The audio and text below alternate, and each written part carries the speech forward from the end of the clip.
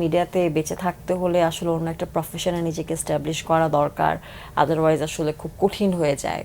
আপনি তো এখনো বলা যায় যে শুরুর পর্যায়ে আছেন, শুরুতে এরকম কোনো আভাস পাচ্ছেন কিনা?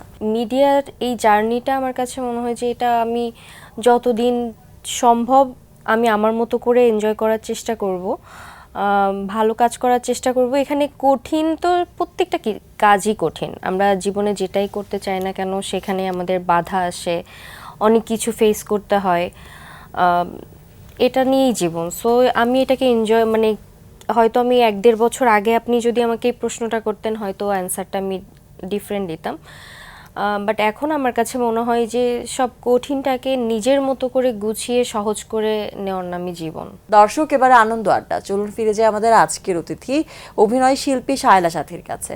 শায়লা, আবারও ফিরে এলাম আপনার কাছে। শুরুতে যেটা বলছিলাম, একই সাথে অনেকগুলো কাজ চলছে। আপনি পড়াশোনা করছেন জগন্নাথ বিশ্ববিদ্যালয়ে, হ্যাঁ, কোন ডিপার্টমেন্টে আছেন? থিয়েটার। তো পড়াশোনা চলছে থিয়েটারে, আবার থিয়েটারে কাজও করা হচ্ছে, টেলিভিশনের পর্দায় নাটকে আপনাকে পাওয়া যাচ্ছে, আবার সেই সাথে আপনি মানুষের মুঠোফোনেও আছেন কন্টেন্ট ক্রিয়েশনের মাধ্যমে। এই যে বহুমাত্রিক আয়োজন এই অল্প বয়সে, এটাকে কেমন উপভোগ করছেন? আমি আসলে একটা পরিচয়ে থাকতে চাই না, মানে আমার সবসময় ছোট থেকে ইচ্ছা ছিল আমি নিজের কিছু আইডেন্টিটি করতে চাই। সো সেই জায়গা থেকে আমি এগুলো খুব এনজয় করি। লাইক আমার অভিনয়ের শিল্পী এই এই যে বিষয়টা, এটা আসলে ছোট থেকেই স্বপ্ন দেখতাম। যখন ক্লাস 5-4-এ পড়ি তখন থিয়েটারের সঙ্গে যুক্ত হয়ে যাই, তারপরে আরও ইন্টারেস্ট কাজ করে অভিনয়ের প্রতি। তারপরে যে আপনার কন্টেন্ট ক্রিয়েশনটা তো রিসেন্টলি বিভিন্ন ব্র্যান্ডের সাথে কোলাবোরেশন করে হয়তো কন্টেন্ট করা হচ্ছে, বড় বড় যে ব্র্যান্ডগুলো আছে। এছাড়া আপনার পাশাপাশি একটা নিজের ছোট বিজনেসও দাঁড় করানোর চেষ্টা করছি। আর পড়াশোনাটাও আমার থিয়েটার নিয়ে করার পেছনে ওয়ান অফ দ্য রিজন মিডিয়াতে কাজ করার ইচ্ছাই। মিডিয়াতে কাজ করাটা অনেককে অনেক কঠিন বলেও কিন্তু বলে থাকেন, যে খুবই কঠিন। মিডিয়াতে বেঁচে থাকতে হলে আসলে অন্য একটা প্রফেশনে নিজেকে এস্টাবলিশ করা দরকার, আদারওয়াইজ আসলে খুব কঠিন হয়ে যায়।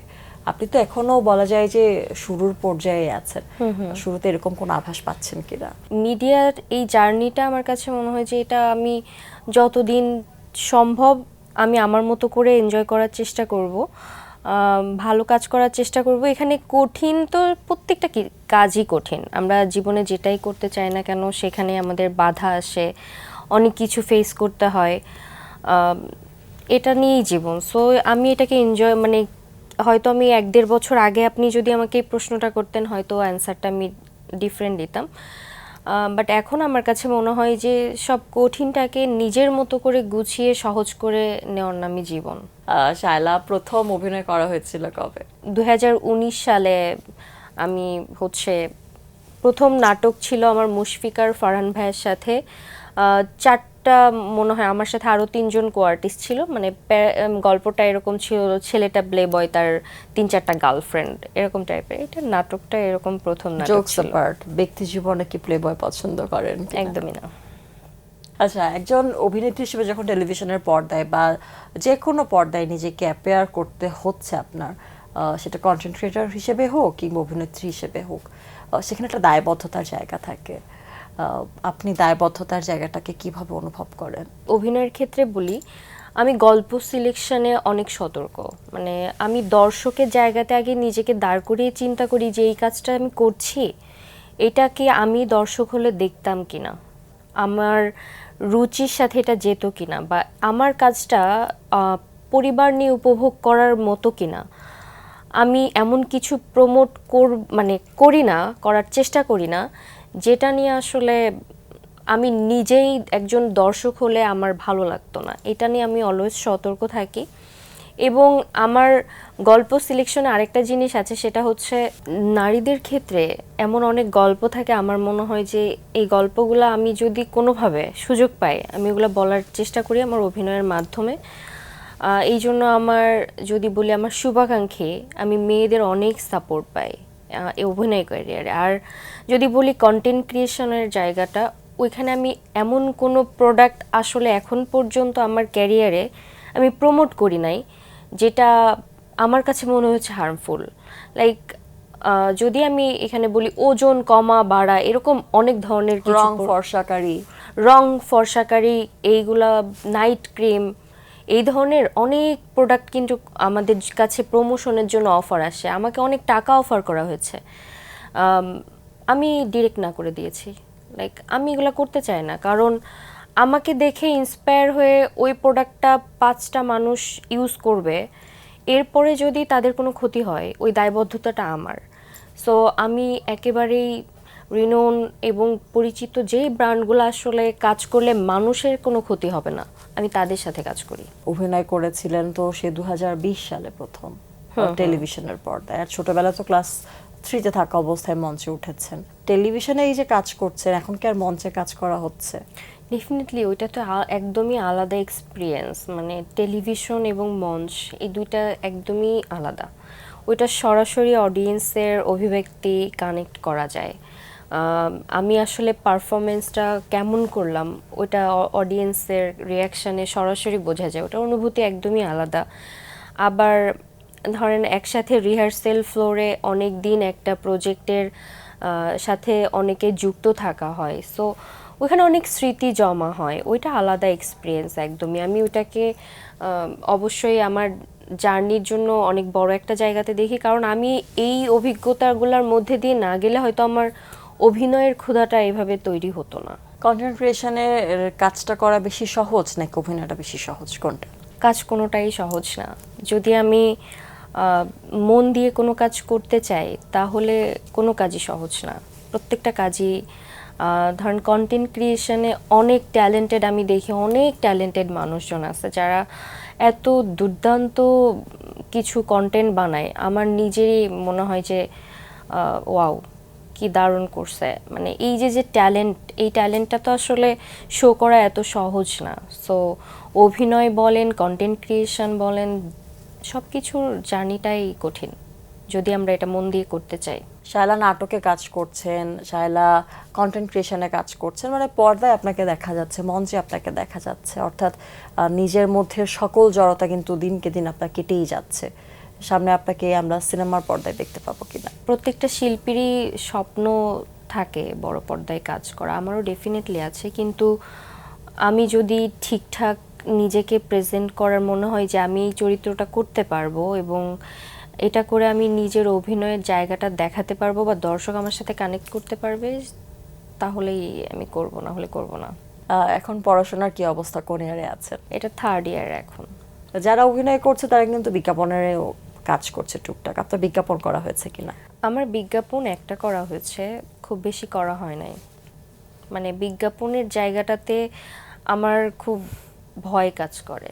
লাইক ভয়টা কিসের? ভয়টা বলতে ওই যে দায়বদ্ধতা। আমি তো আসলে সব ব্র্যান্ডের সাথে কাজ করতে পারবো না, কিন্তু হয়তোবা আমি যাদের সাথে কাজ করতে চাই তাদের সাথে আমার কাজের সুযোগ এখনো হয় নাই। সবশেষ মঞ্চে নিজেকে কোন চরিত্রে দেখেছেন? সব শেষ মঞ্চে আমি দেখেছি রবীন্দ্রনাথের শঙ্খচিল। ওখানে একটা ক্যারেক্টার ছিল, একটা বয়স্ক অভিনেত্রীর ক্যারেক্টার ছিল, আমার ক্যারেক্টারটার নাম সঠিক মনে নেই, ওটা লাস্ট করেছি। কোন মাধ্যমে কাজ করতে আপনার সব থেকে স্বাচ্ছন্দ্য বোধ হয়? কোনটা মানে কোথায় নিজেকে দেখলে মনে হয় যে এখানে আমি পারফেক্ট? আমার ঠিক আসলে কাজের মধ্যে থাকতে ভালো লাগে।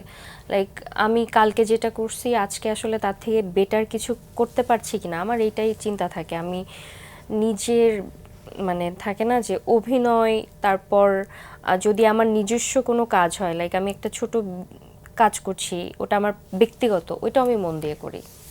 মানে এটার কোনোই নেই যে আমি একটা স্পেসিফিক জায়গায় নিজেকে বেস্ট মনে করি। আমি আমার কাছে অলওয়েজ বেস্ট। শায়লা বাসা থেকে সব থেকে বড় সাপোর্টের হ্যান্ড কারা? বাবা মা, ভাই বোন, অথবা অন্য কোনো পরিবারের সদস্য? শুরুতে ছিল না এটা, তবে এখন পুরো পরিবার। পুরো পরিবার? কবে থেকে এমনটা হলো যে কোন ঘটনার পরে পুরো পরিবার পুরোপুরি আপনাকে সাপোর্ট করতে শুরু করলো? কেননা আমরা যারাই আসলে মিডিয়ার সাথে আছি বা যে কোনো পারফরমেন্স আর্টের সাথে থাকি, পরিবার কিন্তু বারবার বলতে থাকে, সামাজিক এবং অন্যান্য প্রেক্ষাপটকে বিবেচনায় রেখেই তারা হয়তো আমাদের ভালোর জন্যই বলেন যে ইটস ওকে, ডাক্তার হও, ইঞ্জিনিয়ার হও, সরকারি চাকরিতে যাও, এটা তো আসলে ছোটবেলা থেকেই আমি যা করতে চেয়েছি বা যা করেছি সব কিছুই ফ্যামিলির এগেনস্টে ছিল, মানে আমাকেও কোনো কিছুতেই সাপোর্ট করতো না, কিন্তু আমি ওটা করে ফেলতাম যখন তখন আর কিছু বলতেও পারতো না, কারণ দেখতো যে ওকে না করলে ও শুনে না, ও এটা করেই যাচ্ছে এবং ওর এটার প্রতি অনেক মানে থাকে না যে মনটা এটার প্রতি ওর বেশি থাকে, সো না করে ওকে কোনো লাভ হচ্ছে না। তো পড়াশোনার কথা শোনেন না, কখনো কি মনে হয় না যে আক্ষেপ হয় না বাবার কথা শুনলে হতো, মার কথা শুনলে না, হতো? আমার কাছে মনে হয় আমি আমার স্বপ্নের পথে এগোতে ভালোবাসি। লাইক আমার আব্বু ইচ্ছা ছিল আমি আর্মি কমিশনার হব, বা হচ্ছে এরকম কোনো প্রফেশনে যাব, জব করব। আমার কাছে মনে হয়েছে আমি জবের জন্য না, আমি অন্যের কমান্ড ফলো করতে পারি না। লাইক আমার নিজের একটা ব্যক্তিগত যায় চিন্তাধারা ছোট থেকেই আছে, যে আমি মনে হতো যে কেউ আমার উপর কিছু চাপিয়ে দিচ্ছে, ওটা আমি নিতে চাই না। যদি আমি স্বাচ্ছন্দ্য বোধ করি আমি নিতে চাই। আমার মধ্যে এটা ছিল যে আমি, আমার আব্বু যেহেতু আর্মি পার্সন ছিলেন, আমিও আর্মি কমিশনার হতে চাই। যখন শুনেছি চুল ছোট করে ফেলতে হবে, আমি বলছি না, আমি করব না। ওই যে যে করব না বলে দিছি তো করব না, এটা এটাকে হয়তো তখন বাবা মা মনে করতো যে মেয়ে আমার কথা শুনলো না, বাট এখন তারা আমাকে এটাতে আরো অ্যাপ্রিসিয়েট করে, বলে যে না তুমি তোমার যেই কথাগুলো আসলে বলেছো তুমি সেইগুলাই করছো এবং তুমি ভালো করছো, আমাদের এটাতে কোনো আফসোস নেই। তো এই জন্য আমারও আফসোস নেই, জীবন নিয়ে কোনো আফসোস নেই? একদমই না। বা নিজেকে কোথায় দেখতে চান, কোন পেশায় দেখতে চান? আমি নিজেকে আসলে শিল্পী হিসাবেই রাখতে চাই। মানে শুধুমাত্র অভিনয় নিয়েই থাকবেন নাকি আরো কোনো না। শিল্পের অন্য কোনো ধারায় নিজেকে চর্চিত করবেন? মানে আমি শিল্প সত্তাটা নিয়ে বেঁচে থাকতে চাই। লাইক আমি যে অভিনয়ে আমার যাত্রা কতটুকু হবে, কত দূর যাব, এটা তো আমি জানি না, এটা আমার ভাগ্যে লেখা কি আছে জানি না, কিন্তু আমি যাই করি না কেন জীবনে ওটা আর্টিস্টিক ওয়েতে করতে চাই, এটা হচ্ছে আমার চিন্তা। জীবনে কি করতে চান না? কোনো মানুষকে ইন্টেনশনালি আঘাত করতে চায় না, তার মনে কষ্ট দিতে চায় না, কারণ এটা অনেক বেশি ভয়ঙ্কর আমার মনে হয়। আমি মন ভাঙার একটা কনসিকোয়েন্স থাকে যে আমি মন ভাঙলাম, এই মন ভাঙাটা আসলে আমার দিকে ফেরত আসবে, একদিন আমারও মন ভাঙবে, এই ভয়ে ভাঙেন না, না না, নাকি না, এটা ওই মানুষটা কষ্ট পাবে বলে ভাঙেন না? এটা এটা তো যারা মন ভাঙে এটা এমন না যে আমারও ফিরে আসবে কার্মাটা, অ্যাকচুয়ালি যে ধরেন আমি আপনার মনটা ভাঙছি, এরপরে যে চেঞ্জ হয়ে যাব, অন্য কেউ আমার মন ভাঙবে, বিষয়টা এমন না। আমি আরও অনেক মানুষের সাথে এটাই করতে থাকবো, ওটা আমি আমার ক্ষতি ক্রমাগত করতে থাকবো, আমার কার্মা তো আমি নিজেই হয়ে যাব। আমি অন্যের সাথে যখন ভুল করার চিন্তা ভাবনা মাথায় নিব, তার মানে হচ্ছে সমস্যা আমার। আমি মানুষ হয়ে বাঁচতে চাই, ভালো মানুষ হয়ে বাঁচতে চাই, এতটুকু। সবসময় সেই শুভকামনা আপনার জন্য থাকবে শায়লা। আমরা অনুষ্ঠানে একদমই শেষ পর্যায়ে চলে এসেছি। যদি জিজ্ঞেস করি 5 বছর পর আবার আপনাকে এই চেয়ারে আমরা পেয়েছি, সেই সময় আপনি কি বলবেন, নিজেকে কোথায় দেখতে চাইবেন? অবশ্যই আজকে যে পর্যায়ে আছি নিজের এর থেকে আরো অনেক বেটার ভার্সন দেখতে চাই। লাইক আমি আজকে হয়তো আমার কিছু বিষয় নিয়ে কথা বলতে পেরেছি, আমি আরো 5 বছর পরে যেন আমার নিজেকে নিয়ে বলার আরো 10 থেকে 20টা টপিক থাকে, এটা চাইবো। অনেক অনেক শুভকামনা থাকবে শায়লা, খুব ভালো থাকবেন, অনেক দূর এগিয়ে যাবেন। ধন্যবাদ আপু, আপনাকে অনেক সুন্দর লাগছে শাড়িতে। ধন্যবাদ। প্রিয় দর্শক, এতক্ষণ কথা হচ্ছিল অতিথির সঙ্গে, এবার সময় হলো বিদায় নেবার। আমাদের অনুষ্ঠান সম্পর্কে আপনার যে কোনো মতামত পরামর্শ জানাতে লিখুন এই ঠিকানায়। প্রযোজক দিন প্রতিদিন, বাংলা ভিশন, নূর টাওয়ার, 110 বীরোত্তম CR Dutta road, Dhaka 1205, phone 96320304। আমাদের ইমেল অ্যাড্রেস dinprotidin@banglavision.tv। স্কটিশ অভিনয় শিল্পী জেমস ম্যাকভয়েরের একটি উক্তি বলে বিদায় নেব আজ। তিনি বলেছেন, আমি যখন অ্যানিমেশন সিনেমায় অভিনয় করি তখন শুধু চিৎকার চেঁচামেচি করেই টাকা নিই। প্রিয় দর্শক, সবাই ভালো থাকুন, সুস্থ সুন্দর থাকুন। আজ সারাদিন সবার জন্য শুভ কল্যাণময় হোক।